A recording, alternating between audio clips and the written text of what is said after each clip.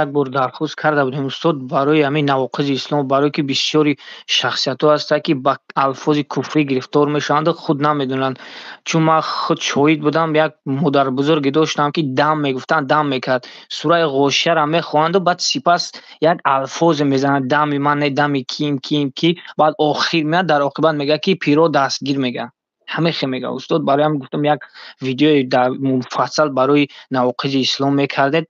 بعدم استاد انا آیا اجازه میدید که همون عقیده واسطه که در شبکه بیان تیوی است او را دیسک کنیم و ما به نرخ کمی هم باشد فروش دمانیم استاد؟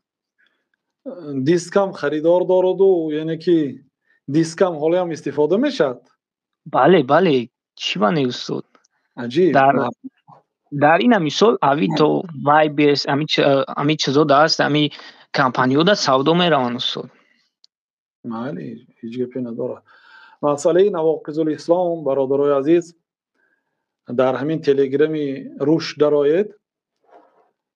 کتاب اصول اعتقاد هست. این عقیده هر یک آدم باید داشته باشد.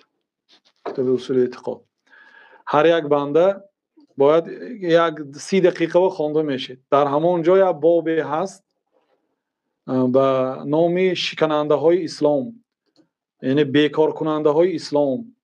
همین طهارت شکننده ها دارد. فلان فلان عمل ها را اجرا کنید طهارتتان برباد میره، میشکند، طهارت ندارید دیگه. اسلام هم همین خیر. یک کارهایی هست که اگر آدم همون کار اجرا کند اسلامش میشکند، یعنی کافر میشد. این از شکننده های طهارت دیده ضرورتر است که مبادا که انسان کافر نشود. همیشه آدم یعنی دین خودش احتیاط کند. یکی اگر وفات کرده ماند بعد نماز عصر تا شام، یعنی که کافر مردنش ممکن است اگر از او سخنی کفر یا عملی کفر صادر شود. کتاب گذاشتن در زیر چت، گیرید اونجا 10 یا که 20 نوعی یعنی که نواقض الاسلام است و یا اذیت کنید و یا مراتب 2 مراتب گفتن ما گفتی نمیشد و شب و روز خوانید برای فرزنداتون تعلیم دید.